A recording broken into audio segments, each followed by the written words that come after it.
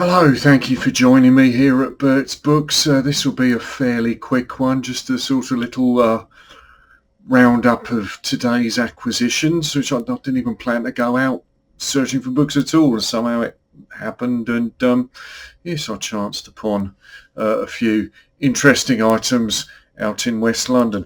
First, now I said I'd stop at the three Elvis books I've specifically covered, an American trilogy, if you like. But I've picked up since sort of a couple of others, and today this I don't know. I've never heard of this one before.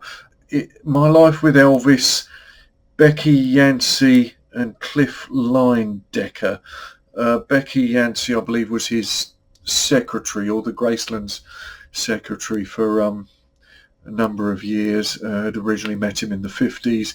I think Cliff Linedecker was a journalist who kind of steered her through the writing, I suppose, or channeled it. Yeah, it's first glance, it doesn't look too promising at first glance. There's a sort of mixed reactions to it as far as I can make out through online reviews. I think some people take her to task for being too sympathetic to Priscilla, but anyway, published in 1977, so presumably it was a bit of a sort of rush job. But I don't know. I've not looked in too deeply to this, other than sort of flick through the sort of first pages, which didn't strike me as terribly well written, or just a bit kind of hackneyed kind of stuff so far. I think that's the journo's intro rather than her bit, but anyway, we'll see. I will delve further. Next, David Cronenberg's The Brood, a unique experience in inner terror. I'm not sure if Cronenberg himself wrote this. I'm taking it out of the plastic yet. Doesn't seem to spell out who the author really is, but so I'm not even sure if I've seen it, to be honest. I may have seen it and just completely forgotten, but I don't think I've seen it. Oliver Reed, Samantha, but yeah, these I think I've got another Cronenberg. Oh, Rabid. I think I've got at least one other Cronenberg novelisation. We'll see. I'm not even sure what year this was. I mean, sort of where there was a bit of a drop-off point in the quality of Ollie Reed's output at a point around the 80s, but or at least he was kind of involved in rather mixed quality projects. But we'll see. I should maybe have a look into this one further and to see if I can find the film online and give that a look. Next up now, this isn't the novel, this is the screenplay, which I think was put out in association with, I think it was one of those freebies you got with Sight and Sound magazine,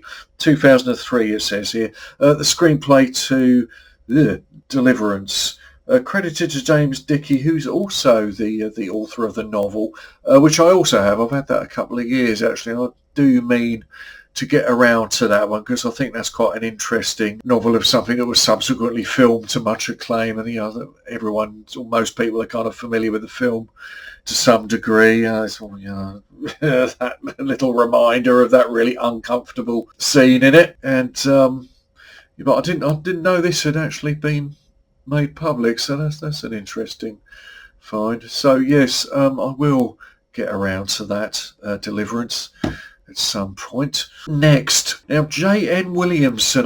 I do have at least one other of his books, and I may have been a bit remiss in sort of reading it, so I can't really. He's one of those names I can't really tell you whether he's good or bad as an author at this point. I do need to sort of delve in, but just the title of this sort of drew me. I don't know how you pronounce that. The Houngan. I believe that's a kind of. I've got this right. That's a kind of voodoo priest sort of character, a Houngan. It's, I think that's what it means. So anyway, this looks like one of those occultish. The company wanted more than 40 hours a week. It wanted his soul. So maybe it's kind of a satire on the corporate world. I don't know. But I'll dig further. Last, now I did watch the film fairly recently. Very impressive it is too. I didn't realise there was a novel of this.